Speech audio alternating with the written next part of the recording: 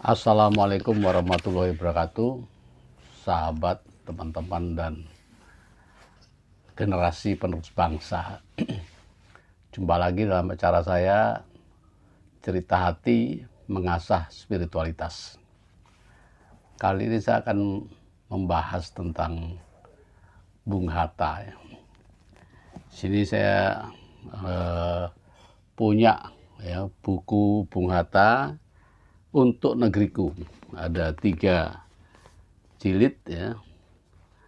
Ini menceritakan, ini autobiografi ya. Jadi ditulis langsung oleh Bung Hatta sehingga sangat otentik ya. Sangat berarti bagi pemahaman kita tentang sejarah yang sebenarnya. Jadi walaupun hanya 3 jilid ini, tapi telah menceritakan secara runtut dan runut ya, sejarah biografi beliau ya, yang beliau tulis sendiri mulai sejak lahir tahun 1902 sampai tahun 1949 ketika beliau akhirnya berhasil mengantarkan mengembalikan seluruh wilayah Indonesia kembali ke pangkuan negara kita, Republik Indonesia. Jadi ada 47 tahun ya perjalanan Bung Hatta yang lengkap cerita-ceritanya. Saya akan mengambil secuplik saja dalam waktu setahun saja pada saat yang sangat krusial bangsa ini ya, yaitu tahun 45 sampai 46.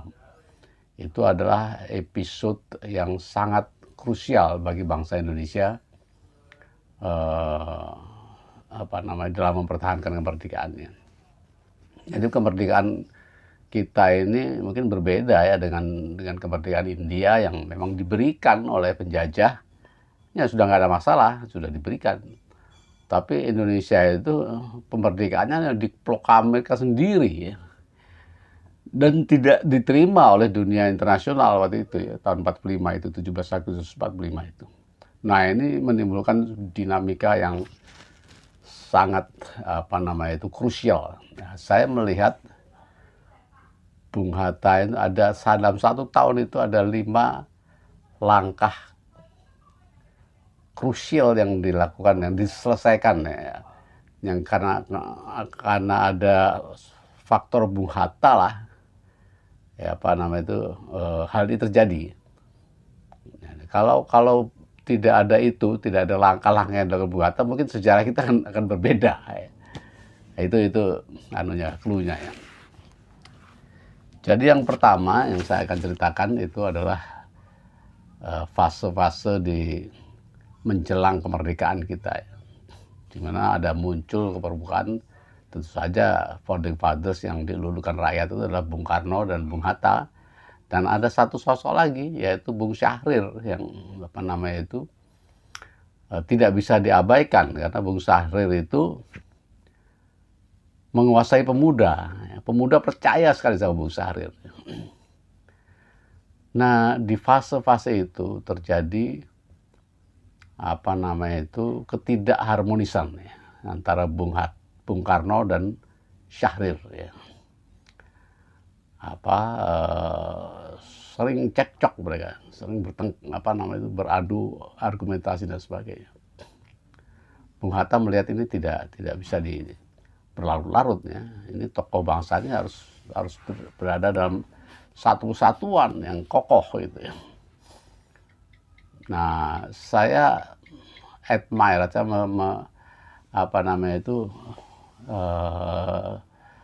sangat menghargai film Soekarno ya, yang digarap oleh Hanung Bramantyo ya.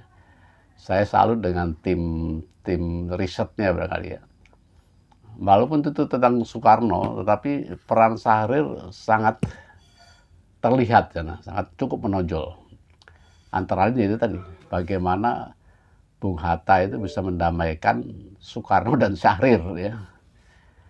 Ini luar biasa dan ini pengaruhnya besar sekali. Jadi dalam film itu ya, Bung Hatta berkata kepada Bung Karno, jadi karena Bung Karno marah sekali dan sangat tidak bisa terima kehadiran Bung Syahrir. Bung keliru menilai Syahrir, ya, kata Bung Hatta. Syahrir itu mengakui Bung karena Syahrir mengakui bahwa Bung dicintai rakyat, sedang dia tidak. Rakyat tidak tahu Syahrir, rakyat taunya Bung Karno, dan itu Syahrir sadar. Itu kata-kata Hatta kepada Bung Karno. Kemudian Bung Hatta menemui Syahrir yang juga marah-marah tentang Bung Karno itu. Narsis katanya, gila hormat dan sebagainya. Bung Hatta bilang begini, Bung keliru menilai Bung Karno. Bung Karno itu mencintai rakyatnya. Camkan itu. Jadi atas inisiatif atau atas upaya Bung Hatta, maka ketiga sosok ini tetap kokoh dan solid sebagai tokoh bangsa, ya. Nah, kita bandingkan aja dengan India, ya. Sehebat dan seterkenal dan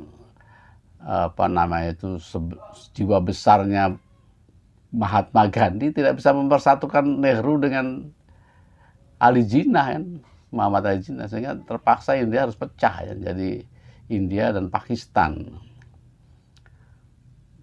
Memang perbedaannya sangat prinsipil, ya, perbedaan ideologis, ya. Sedangkan di antara Bung Karno dan Syahrir sebenarnya tidak ada perbedaan ideologis. Tapi ini prestasi yang kalau bukan Bung Hatta mungkin susah, ya. Itu yang pertama. Yang kedua adalah ketika diproklamirkan kemerdekaan kita, pada hari berikutnya akan ditetapkan pondasi bangsa ini, ya. Pancasila yang kita kenal dengan Piagam Jakarta, ya. Waktu itu ada usulan bahwa kata-katanya ada ketuhanan Yang Maha Esa dengan kewajiban menjalankan syariat agama Islam bagi pemeluk-pemeluknya. Nah, ini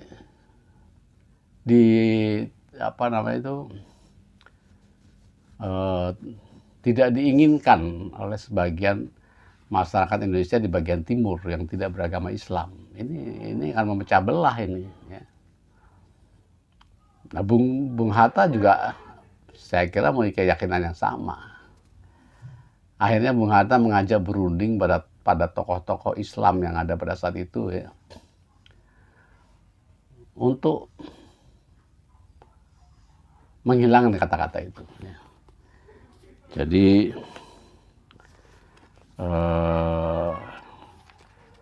tokoh-tokoh itu ada beberapa, ya, Kaspan Singodimedjo antara lain. Akhirnya mereka setuju semua atas usulan dari Bung Hatta itu. Dan rapatnya cepat saja, hanya 15 menit setuju semua. Dan Bung Hatta melihat ini sebagai kebesaran tokoh-tokoh Islam pada saat itu. Dan kita sekarang menikmati Pancasila kita, ada negara kita lah, bukan negara agama, negara kesatuan Republik Indonesia yang plural, ya, menghargai semua agama. Itu yang kedua, yang krusial juga.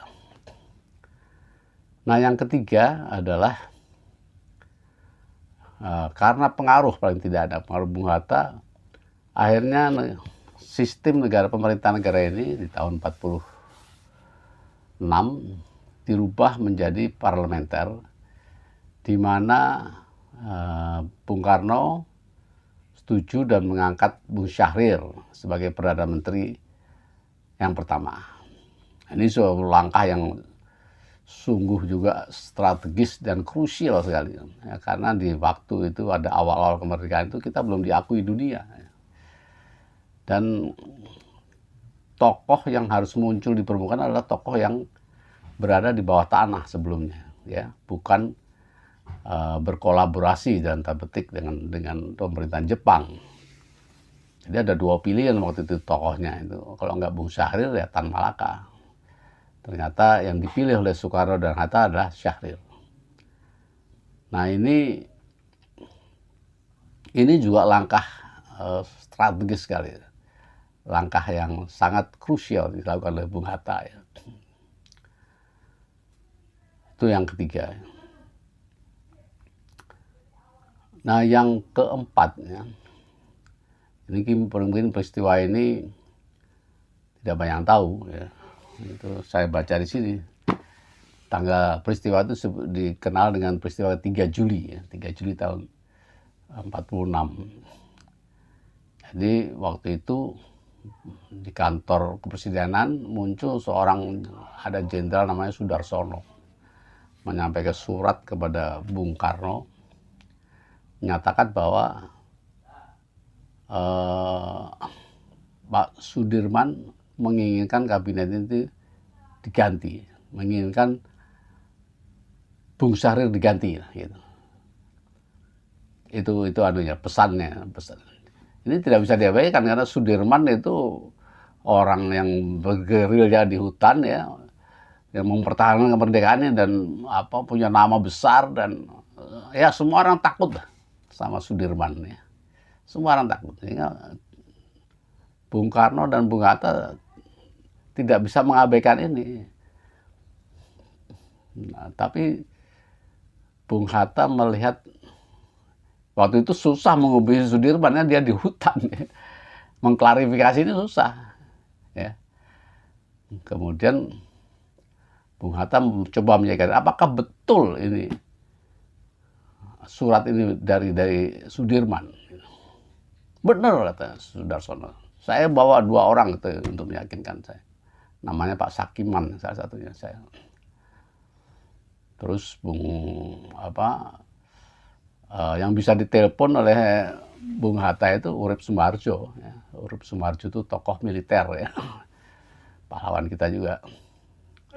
Ketika ditanyakan ihwal itu ke Urip Sumarjo bilang nggak mungkin Sudirman buat surat itu, seperti itu kepada presiden, tidak mungkin.